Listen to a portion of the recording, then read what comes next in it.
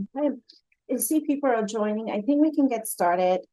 Thank you all so much for joining our last webinar we host this month as part of the Mount Sinai Setup of Centers for Occupational Health Community Wellness webinars. My name is Agata Bednarska. I'm the Outreach and Education Manager for the Setup of Centers for Occupational Health.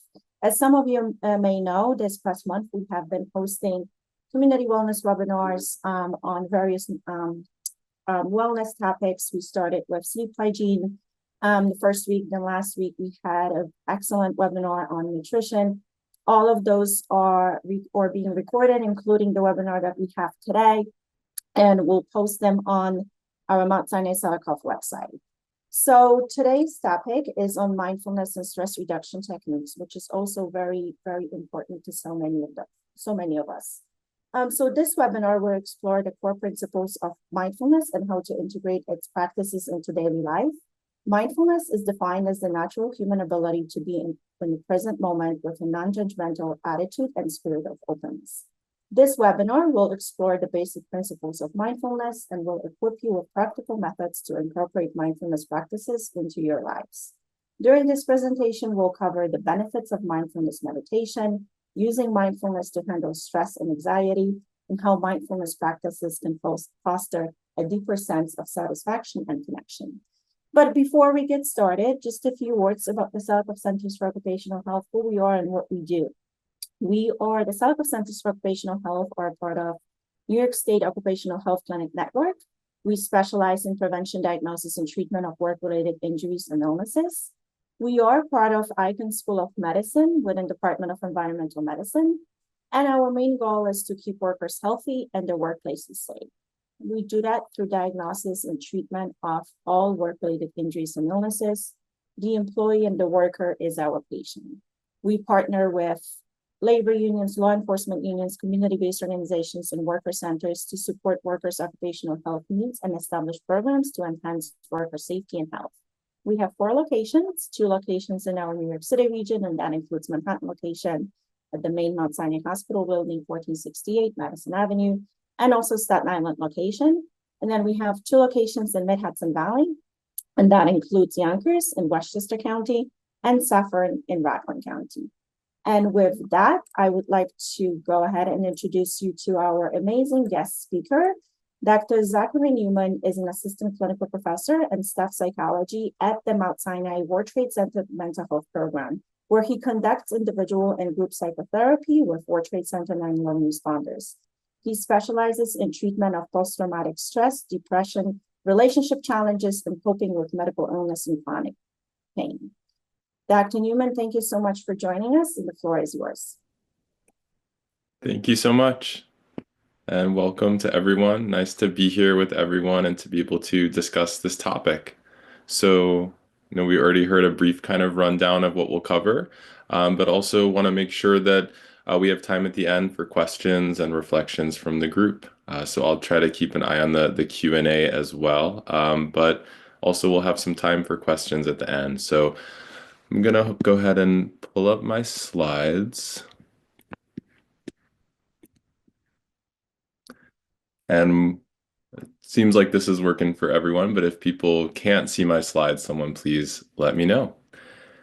So as was mentioned, we're going to be talking about the concept and principles of mindfulness today, how we can use these techniques and ideas to manage stress, and also how this can help us not just manage difficult moments and stress, but also feel more present in our lives and feel more connected with our surroundings. So some of our goals are to understand the definition of mindfulness. What does it mean to be mindful? What is mindfulness meditation? To explore ways, as I said, of incorporating this into our lives to manage experiences of stress, experiences of anxiety, experiences of pain, and to explore again how this can help us feel more present, more connected with others, and more present for activities and experiences that we want to enjoy. So we'll also engage in some brief exercises together, as I find this is a really, in some ways the most helpful way to illustrate the concepts is through experience, and I'll guide us through that, and those will be optional, but we'll invite people to participate for those who feel up to doing so. So mindfulness we can think of as the human ability, and I would say natural human ability, to direct our attention to the present moment, attending to our experience with a non-judgmental attitude and spirit of openness. So it's really about being present here right now in the moment. We spend a lot of time, I think, thinking about things that happened in the past, worrying about things that might happen in the future. I think that's a natural part of being a human. But it can also be really important to kind of ground ourselves in the present moment. And we know that this is something, a sort of capacity and a skill and a practice that can be cultivated and strengthened over time. But in short, whenever we're trying to be present right now, we are being mindful. So even in this moment, in this hour, which I'm sure comes in the midst of a busy day for many people, if we're trying to really just be here right now, ground in this moment, we're already beginning to practice. So I want to share what hopefully feels like a peaceful image. And again, what I've really found is that the most accessible way to begin to illustrate this concept is through practice. And so I'm going to guide us through a really short guided meditation experience right now that I invite people to participate in if you feel up for it. And if you prefer to just observe and listen, that is also okay. So you can follow along with my prompts and excuse me.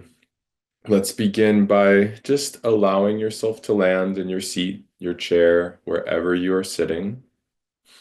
Let your body settle into an upright position where you feel the alignment in your body. You feel supported by your chair and feel your feet making contact with the ground. You can close your eyes if that feels comfortable, and if not, just gently soften your gaze toward a fixed point. And as you sit, as you settle, make any adjustments that are needed to find a position that feels comfortable enough in this moment. And as you sit, allowing your attention to settle with your breath. Notice the experience of breathing.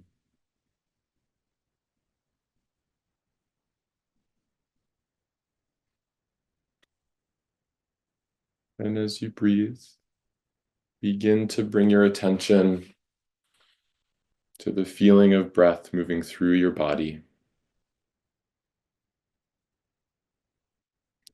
Breathing naturally at your own pace.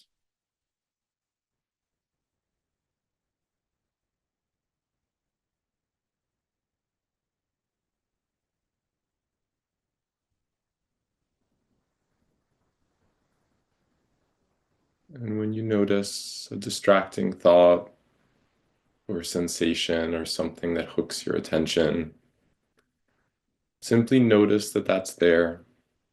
Observe that. And when you can, bring yourself back to your breath, breathing naturally and at your own pace.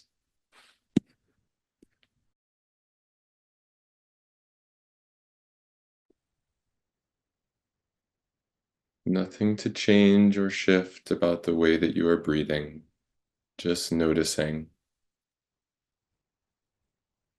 the cool air entering your nose or back of your throat, the gentle expansion and release and warm air as you exhale. Simply allowing yourself to notice and bringing yourself back without judgments when you notice your mind wandering.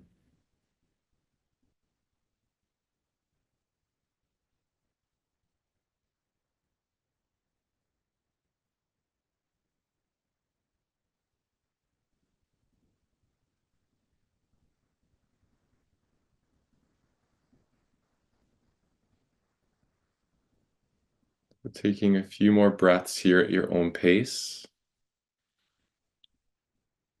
And when you're ready, you can open up your eyes and come back to our shared space here.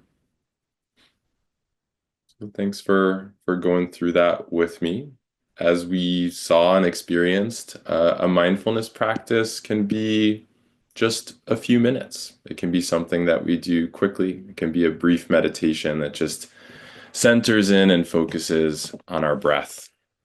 So we'll kind of explain a little bit more, and hopefully that sort of experiential piece helps to illustrate a little bit. So as I was saying, mindfulness is really about being in the present moment, being here right now. So we're observing our experience without judgment. So when we notice, for instance, a distracting thought, something that hooks our attention away from our breath or from what we're doing in the moment, sometimes the tendency is to judge ourselves for that. Kind of like, ugh, what's wrong with me? I'm not paying attention. But what we're really trying to hold is just a noticing and a non-judgmental attitude. So when we meditate like that, distractions inevitably will be present. Your mind will wander sometimes. And a colleague of mine taught me the phrase, be kind to your wandering mind. Right? So we're not judging our mind for wandering. We're not judging ourselves for feeling distracted or anxious. We're noticing that and bringing ourselves back to our breath and to our awareness with a gentle touch. I also want to stress, as it says on the slide, that this takes practice, right? That this is actually really difficult to kind of find this calm space for ourselves. And I think probably one of the biggest misconceptions is that meditating should always feel super relaxing and super zen right away. And often that's not the experience. Sometimes when we slow down and take a breath, what we actually notice is how busy our mind is or how much stress we're actually holding in our bodies. And so, if you're trying these experiences and practices on your own and you're finding that it's really hard to feel stillness or calm, that doesn't mean that you're doing it wrong. It doesn't mean it's not going well. It might actually just mean that you're noticing how busy your mind is on that day. And yes, we're trying to guide ourselves back to our breath, but we're doing it without judgment for ourselves. And we're doing it with an awareness that this really is a practice and it takes practice. And we'll talk a little bit more about that as well. So, how do we practice mindfulness in our lives? And a little later on, we'll talk more about, what do we actually do in moments of stress and tension and anxiety.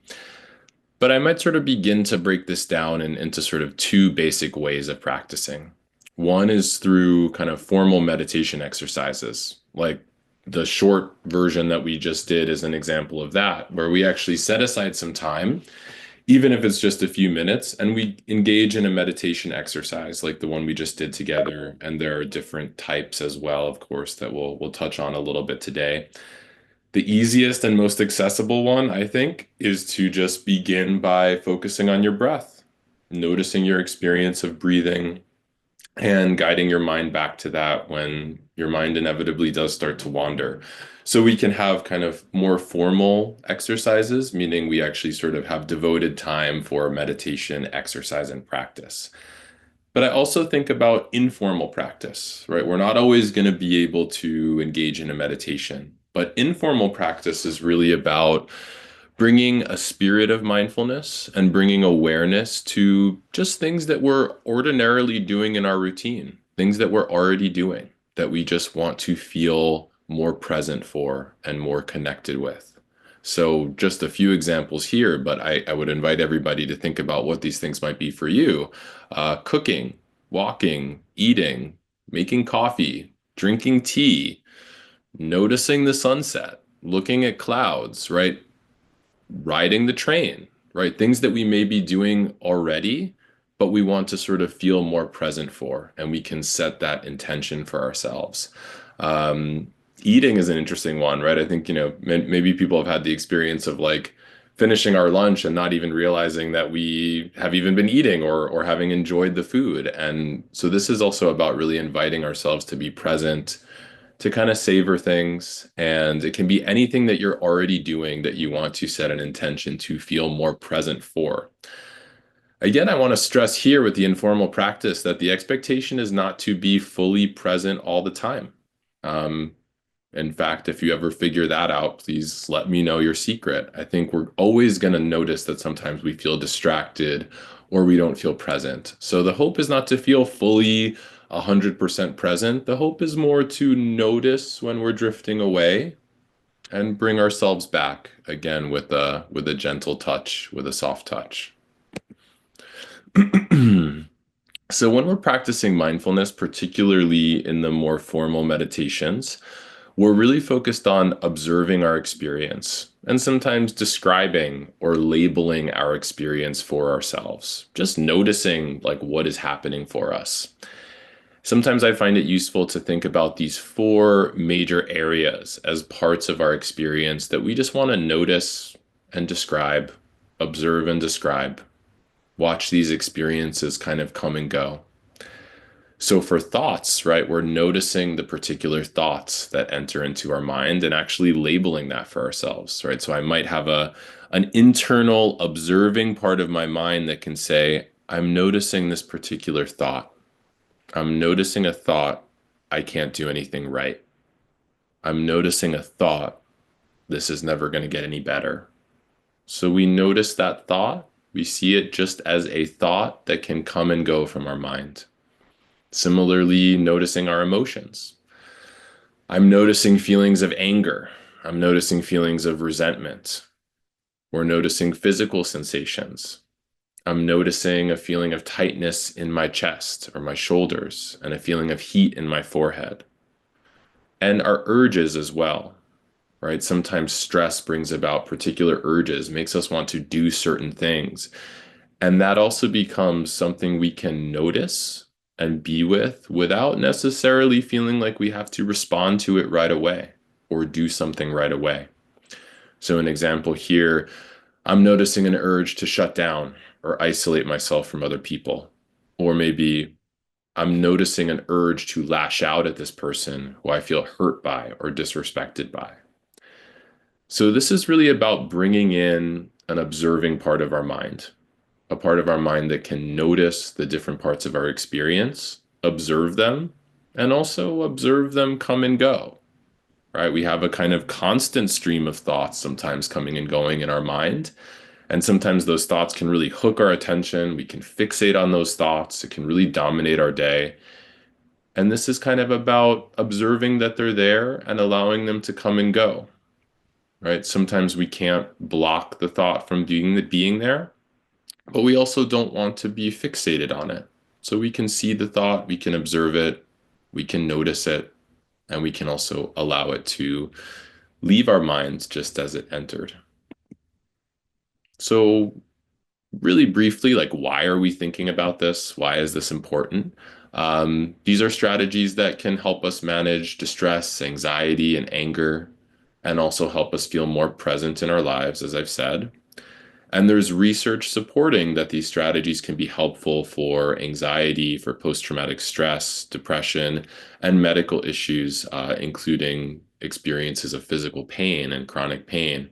I think I saw a question actually about that. And so it's hard for me to view that right now, but oh, the Q&A. Yeah, so maybe we can make sure to touch on the end a little bit on that experience of pain and how maybe we're thinking about coping with that.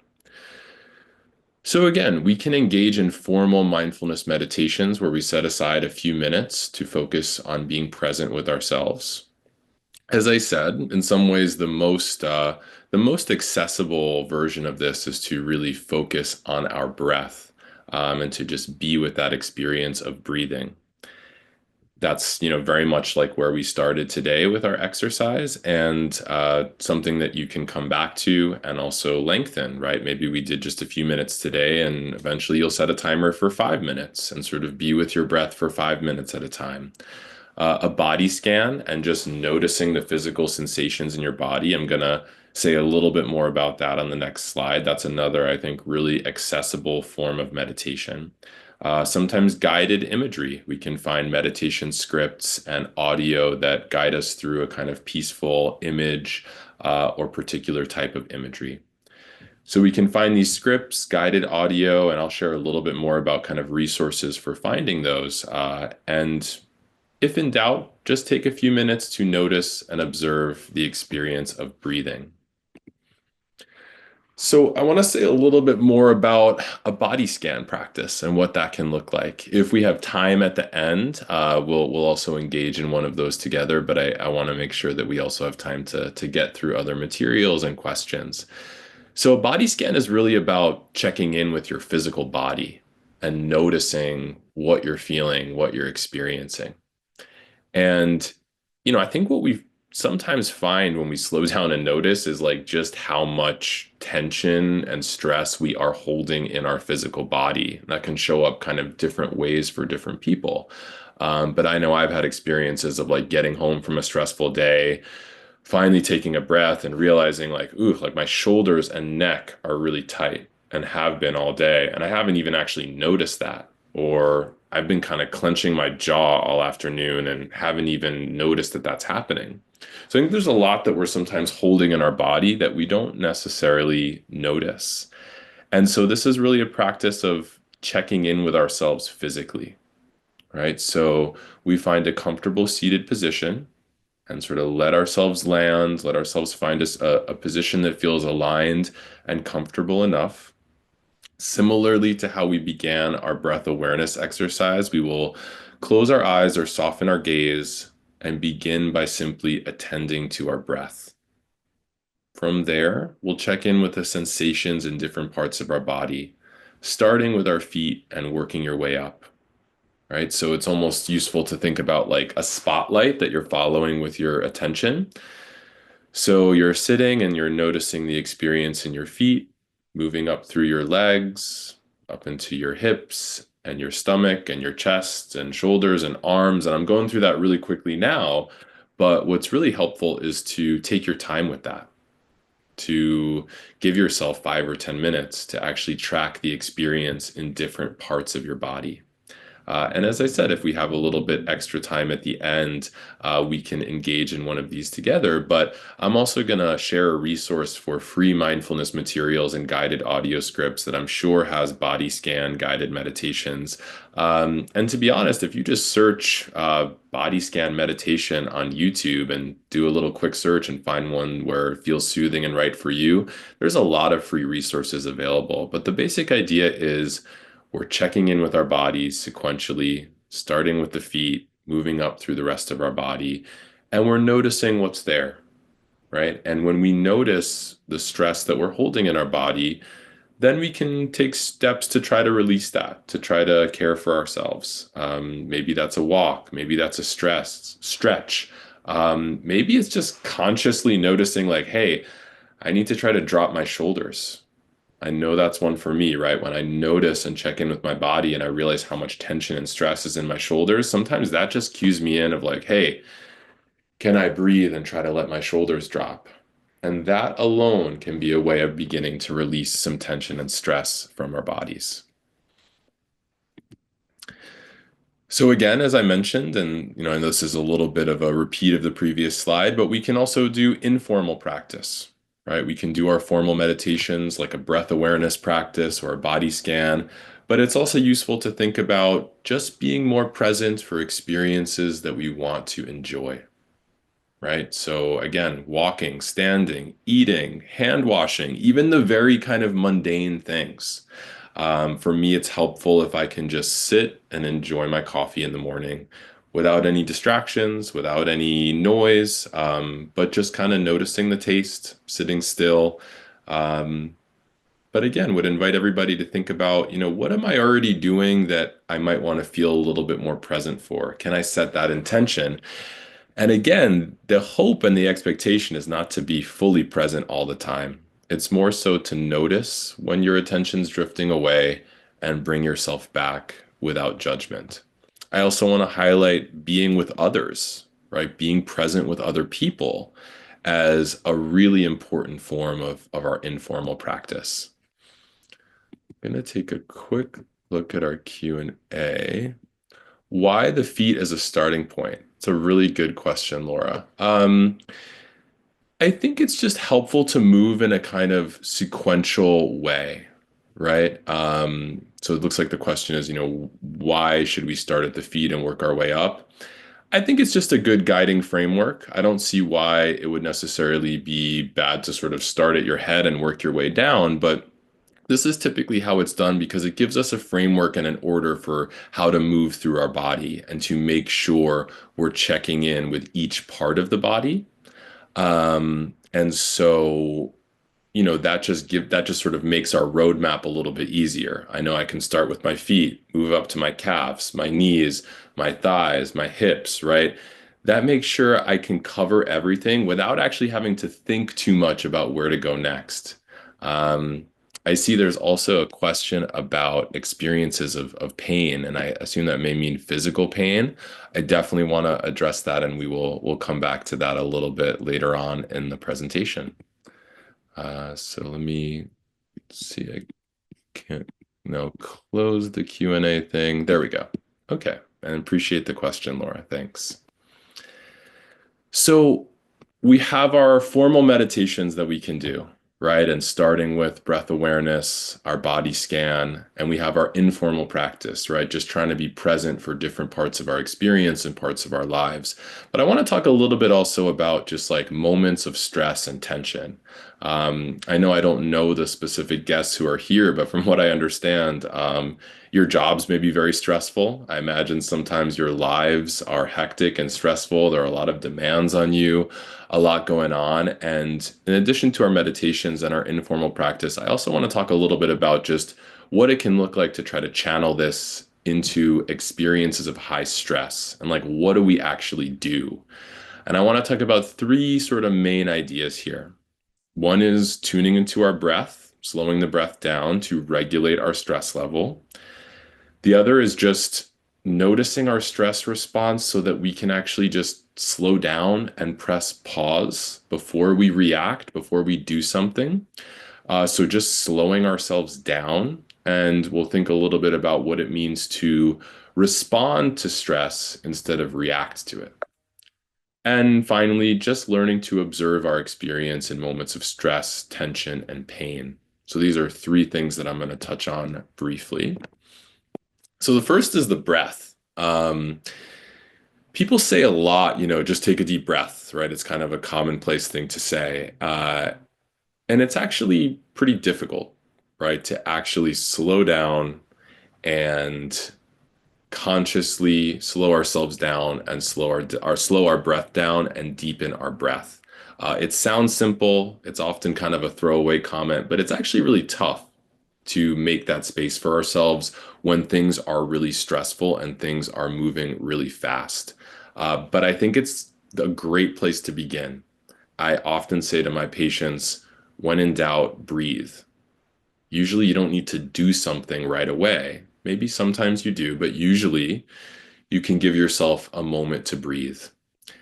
When we're in a high stress situation, including if we're reminded of a past really difficult or traumatic experience, or we're really worried about something that might happen in the future, our body really goes into a state of heightened arousal and stress. A part of our sympathetic nervous system activates, and there can be a lot of like physical changes that come with that. Sometimes that's referred to as our fight or flight response or reaction. This is our body responding to a perceived threat, right? So it really does shift what's happening in our body, right? Stress is not just in our mind, it happens in our physical body. So rapid breathing, pressure in our chest, elevated heart rate, changes in our digestion or having an upset stomach, other physiological changes. This all happens for us, right? The stress does not only live in our mind only. Um, I see another question as well. I want to make sure we'll have some time and space for that at the end. So sometimes what comes with that is also the kind of shallow, rapid breathing in this kind of stress panic response. And we might not even realize it's happening, but it's that kind of like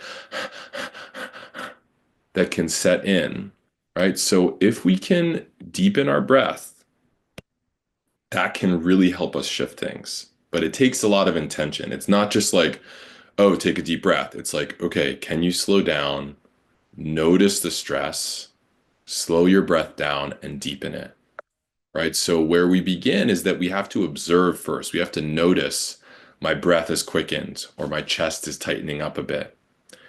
Gradually and slowly, we're deepening our breath and slowing it down.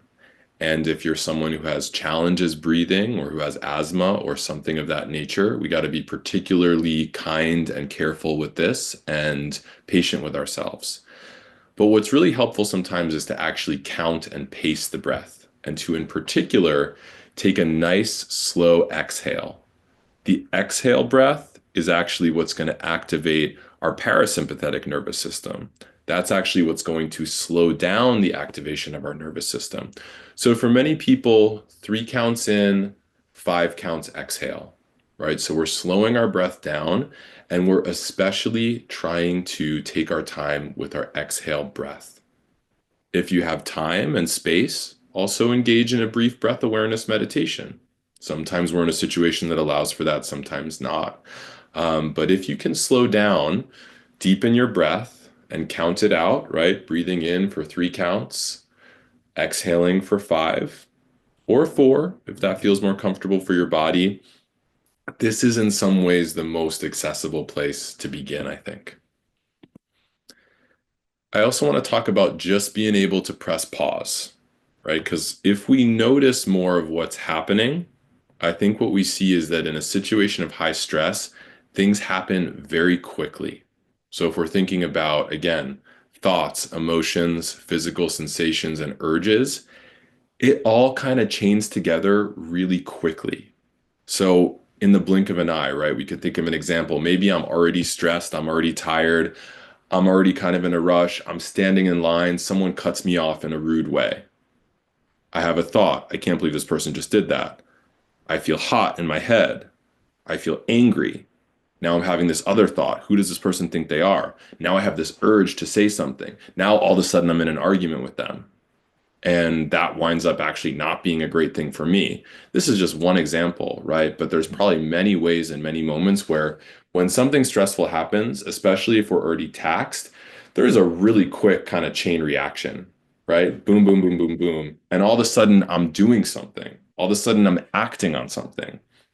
And sometimes it's just like, okay, hold on. Can we just notice what's happening? Notice the thought, notice the heat in our forehead, notice the tightness in our chest, and notice the urge to say something or do something to that person, and slow ourselves down. Just that. Simply pause, take a breath. It's really helpful just to lengthen the time between the stressful event and your response.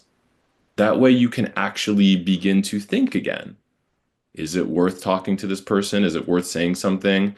What should I say? How should I say it? Maybe you will decide to do so. But if you can slow down, you can actually think about it. And that's what I think I mean when I say respond instead of react. React is right away, react is automatic. A response is something that we can actually think about. We can slow down, we can notice that urge to do something without feeling like we necessarily need to act on it. So this is really about just hitting pause and like giving yourself a moment to think. Um, and again, it's hard. It's something that takes practice, but this allows us to respond to stress instead of reacting to it. And as I've been saying, a lot of what we're thinking about in these high stress moments is observing our experience instead of feeling like we need to do something right away, right? I think this also goes back to the previous idea of like hitting pause. So there's a saying sometimes, don't just sit there, do something. And in stress, I sometimes flip that and I might say, don't just do something, sit there. The experience is often, I've got to do something right away. I need to respond to this right away. I'm going to catch up to that person who just cut me off in their car. I need to respond to this email immediately. Sometimes we're in a situation where we genuinely have to respond right away, but usually it's okay and even helpful to give ourselves a moment. So sometimes the answer is maybe don't do anything. Notice what you're feeling, metabolize that, breathe through it, and then you can actually consider and think about how you want to respond. So again, what I want to stress is that we're bringing in an observing and wise part of our mind. So the crushing experience of I'm a total failure becomes I'm noticing a thought that I'm a failure.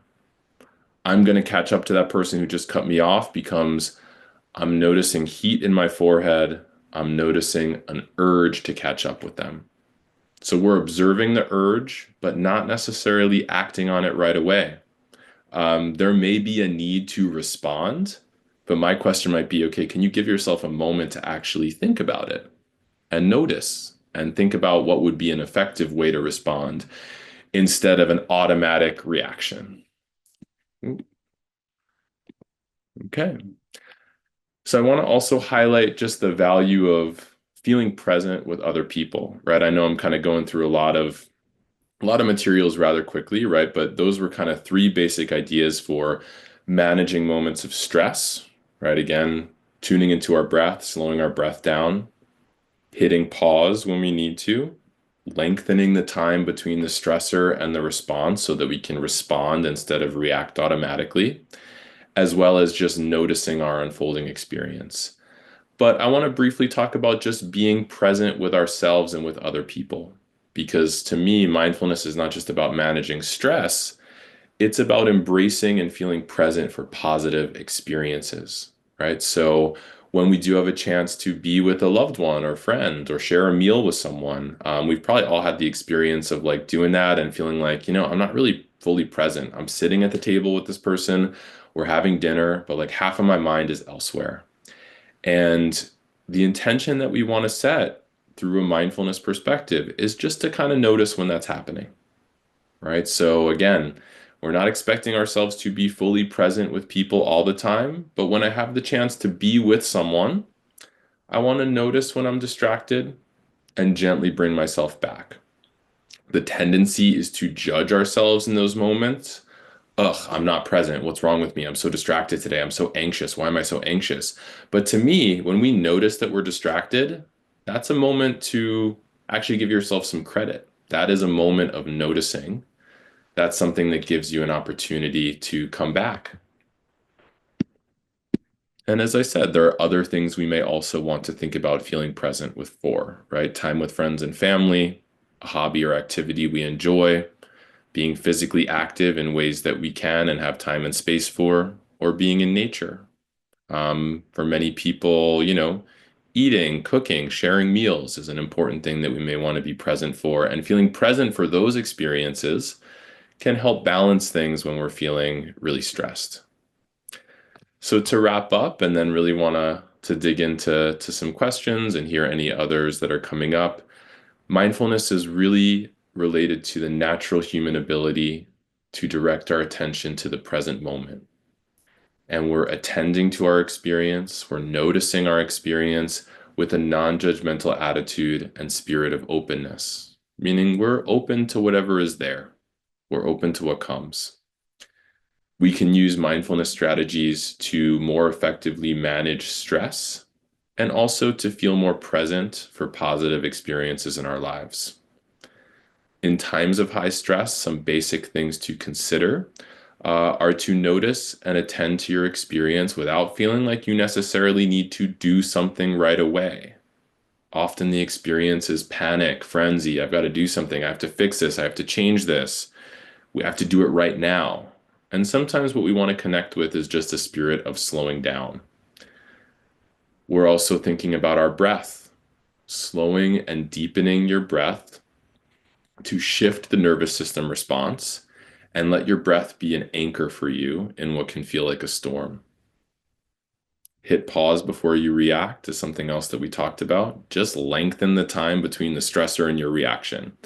If I get a message or text that really upsets me and I want to send back something really angry, usually it's better for me to just wait a little bit. I may still want to send something, I may still want to express my anger, but if I can slow down, I can probably get to a place where I can do so more effectively. Um, and to really be kind to ourselves through all of this, right? These strategies are easy to describe when we're sitting here and relaxing, really hard to do in a moment of stress, and we need to practice, right? So sometimes I think about like practicing a daily breath awareness meditation and building that practice is what's going to allow that awareness to be present in a high stress situation. and it takes time. Meditating is not always going to be relaxing. It's not always going to be super zen. Sometimes it's actually really going to be about noticing and connecting with how much stress you're actually holding in your body. So that's a little bit to kind of summarize and wrap up. And I want to, in this moment, take a look at some of the questions that maybe are still not answered, and then share a few resources and ways to kind of connect with these ideas a little bit further on your own. So I see a question from Laura. Mindfulness and pain. Is it better to try to be distracted away from the pain or to focus on it with mindfulness? Really good question. So physical pain is something that's really difficult to cope with. And I think coping with kind of chronic physical pain is especially difficult. And, I think usually we either try to block it and distract ourselves, or we focus on it. And both of those can be difficult, right? Both of those can be tricky. We can't kind of fully distract and ignore from the pain sometimes, because sometimes it's just there. But we also don't necessarily want to focus on it or fixate on it. And I think actually it's a really good question. I would almost think about it like mindfulness gives us a third option. So we're not focusing on the pain, we're not distracting ourselves from the pain, we're just noticing that it's there. We're noticing that experience, noticing that sensation. What I think we sometimes can find when we do that with physical pain, right, is I notice that I have really bad pain in my back, but that leads to a thought. Ugh, this is never going to get better. I can't believe this is happening to me. That raises our stress response. That stress feeds back into our back, right? And enhances that physical pain or heightens it. So if we can slow down, we actually can see how the physical pain will relate to a particular thought, to a particular feeling, to an elevation in our stress level. And maybe that's what we want to be able to slow down, right? So I'm noticing the pain that's there. I'm noticing how it leads to a particular thought, a particular emotion, a particular urge to do something that sends me into a heightened sort of stress response. Maybe that's the process I want to sort of notice and be able to interrupt that kind of chain reaction, which could actually make my pain feel more severe. I also think, right, while we don't want to distract ourselves from the pain sometimes, because sometimes we just can't ignore it, it's there. Rather than distraction, I would think about just like engaging in something new, right? So, okay, once I notice that pain, I try to breathe, I try to interrupt the ways the pain is linking to a particular thought, emotion, and stress response. Maybe it is sort of asking ourselves, okay, what are the things that help me feel good and help me feel like my body can relax? And can I fully throw myself into that activity? And so, in a sense, Laura, to be fair to your question, that can be a form of distraction, right? So it's like, music I really like, a show I really like, lighting a candle and noticing the sort of sensations of smelling, enjoying a good meal. I would think about really being fully present for that, right? Throwing yourself into that activity as much as you can. So I hope that that captures a little bit of the question there. I see another question from Anara. Um, going to take a quick moment to read. Mm-hmm. Mm-hmm. Yeah, so question here about, experiencing like I'm trying to take a walk, I'm trying to relax, but it's really hard to just be present. I find my mind is wandering all the time. Um, and that can be distracting. And sometimes we're in situations where it's actually really important to pay attention. It's really important to kind of have our wits about us. So, one thing I would think about is if it's like really hard to do this on a walk, I would start by doing a sort of seated, still meditation each morning for 5 minutes or before you go on a walk, where there's really a focus on, I want to notice my thoughts as they come and go and bring myself back to my breath. And to begin to build that practice first in a sort of still seated environment. Um, and then to sort of bring that practice into the walk, right? And maybe first, if this feels really difficult, focus on walking in an environment that does feel safe, where there are fewer distractions, and it's a time of day that feels like a little bit more relaxed. But I think the emphasis here is going to be on just noticing your mind wandering and coming back and being willing to do that again and again in a continuous way without judging yourself. So the more you can over time, building this practice of I'm noticing my mind wandering and I'm trying to come back. Again, like I would think about practicing first in a sort of seated, still way, noticing your thoughts coming back to your breath, noticing your thoughts coming back to your breath and body, and then begin to do this while you are walking. So, the other thing I would say, in addition to just generally notice and bring yourself back, is that the tendency there is often to judge yourself. Ugh, I can't focus. Here I am walking, but I can't even, appreciate what's happening. That just becomes another stress loop, right? So, really noticing judgments of yourself and instead trying to hold a non-judgmental stance toward your mind wandering. So, right, noticing the judgment and coming back. Another thing I think can be really helpful here is just tuning into your five senses. Um, right, so as you're walking, right, what do I see? What do I smell? What do I hear around me? Grounding yourself with your five senses and just tuning into those five senses is another basic way of practicing. And I wonder if maybe can be helpful while walking. So noticing the thoughts coming back to the experience of walking. And if it's really hard, tuning into your five senses. What do I see around me? Can I look at the tree and the shape of the leaves? Can I notice the sights and sounds? Do I taste anything in my mouth? Do I smell anything? All of these things can help bring you out of your head and into your body. Um, I see a question about experiences of neurodivergence or experiences of ADHD or challenges with attention. It's a really good question that I wish we had more time to really fully dig into.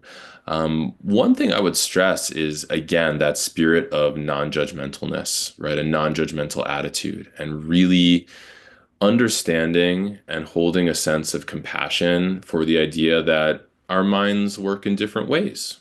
That certain things may feel more challenging and certain things may be natural strengths for you. And so I would say, with a sort of experience of maybe having really scattered attention or trouble focusing, I know I'm a broken record with this, but I would go back to noticing and observing that, right? And noticing that's there without judgment. And then really thinking about it from a lens of like self-care and what works for me. Is there a system that helps me focus? Is there a system of setting a timer for myself to focus on a particular activity? Can I notice when my mind is wandering and it's hard for me to settle and bring myself back without judgment? Because the judgment really heightens our stress. Um, I also think, connecting with other sources of support or mental health support, and being open to that and proactive about that is really helpful too. And maybe we'll have a moment to say a little bit more about that. Um, but again, I would think about noticing a scattered feeling or difficulty attending to something and bringing yourself back without judging yourself, and then really thinking honestly and openly about systems and strategies to help yourself ground and focus. Again, I think tuning into your five senses is a really good, accessible way to start too. So just notice the sights and sounds, bring yourself out of your mind into your body by noticing your physical sensations and tuning into five senses. Um, how do you practice mindfulness during stress if you tend to forget it in the moment? It's a great question. This is where I think a daily practice is really helpful, right? So, probably some of you have also seen in your work, right, that if you want to be able to do a particular thing in a high stress situation, you first have to train and practice in low stress, right? Because in high stress, the strategy is not going to be accessible unless we have a sort of pathway that we've been building. So, how do I remember to do it if I forget? I would say, see if you can do a daily morning meditation for 5 minutes. find a meditation script that works for you, or do a breath awareness meditation. If you do that regularly and you build that pathway, I think it'll be more accessible to you in a time of stress, right? And again, I think people may have noticed, right? If I want to be able to do something in a high stress situation, I have to practice it in a low stress situation. So I really appreciate the questions. I want to briefly just touch on some basic resources as we're wrapping up. I think for many people, and I'm a psychologist, I'm a therapist, so this is kind of what I do and sort of where I come from. But I think therapy can also be a really helpful outlet. And it's something that, we don't need to wait until we're in crisis. It's something we can do proactively. So connecting with a therapist, I think for many people is also a great important step.